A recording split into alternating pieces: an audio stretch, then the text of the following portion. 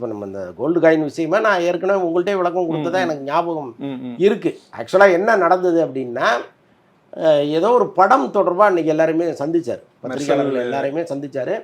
இது வந்து விஜய் நடிக்கிற ரொம்ப ஆரம்ப காலத்துலேருந்தே ப்ரெஸ் மீட்டுன்னு வைப்பாங்க, நம்ம போவோம், ஒரு 20-30 பேர் இருப்போம், அங்கே வந்து உட்கார வச்சு விஜயே வந்து எல்லாருக்கும் சாப்பாடு பரிமாறுவார்.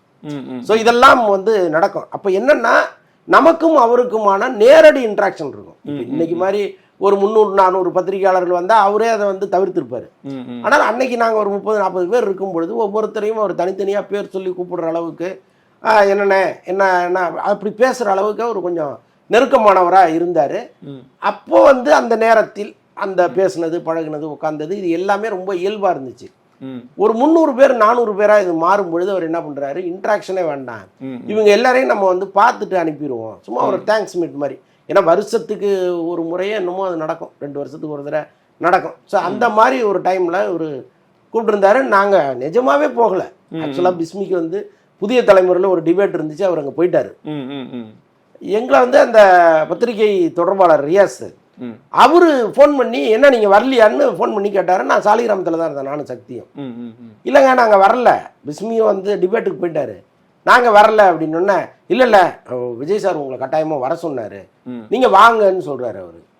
சரி ரைட்டு இவ்வளோ தூரம் சொல்கிறாங்களேன்னு சொல்லிட்டு நான் என்ன பண்ணேன், பிஸ்மிகிட்ட தலைவர் லீமெரடியன் அங்கேருந்து பக்கம்தான் புதிய தலைமுறையிலேருந்து, நான் போகிறேன், நீங்கள் வேணா முடிச்சுட்டு வாங்க அப்படின்னு சொல்லிட்டு நாங்கள் போயிட்டோம்.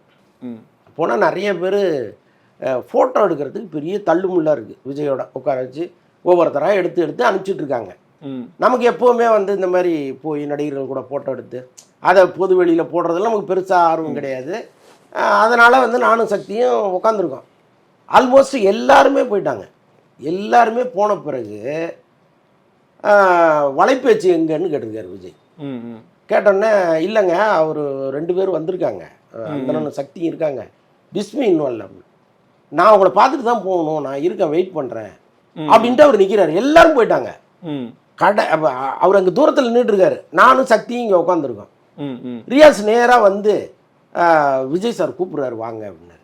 இல்லைங்க பிஸ்மி வரல, அவர் அங்கே இருக்காரு, நமக்கும் வந்து எல்லாரும் போய் இன்னும் ஃபோட்டோ எடுத்துகிட்டு இருக்காங்க, நான் வந்து இப்படியே கிளம்பிட போகிறேன் அப்படின்னு. இல்லை உங்களை பார்த்துட்டு தான் போகணும்னு விஜய் நிற்கிறாரு, நீங்கள் வாங்க அப்படின்னு அவர் கூப்பிடுறாரு. சரி ரைட்டு ஓகே இவ்வளோ தூரம் கூப்பிட்றாருன்ட்டு நானும் அவரும் போனோடனே டக்குன்னு நம்ம கையில் அதை கொடுத்தாரு. அது உள்ளே என்ன இருக்குது ஏதுன்னா நமக்கு தெரியாது.